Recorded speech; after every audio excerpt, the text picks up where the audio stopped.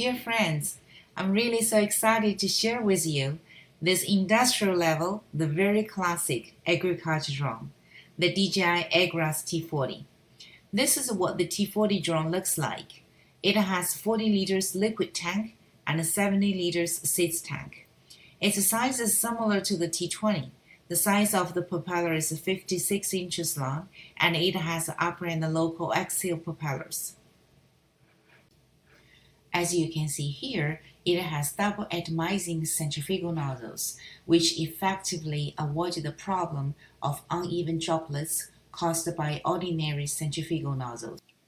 Another classic design is that the T40 is equipped with an active phased array radar, which can more easily help you avoid obstacles in the farmland.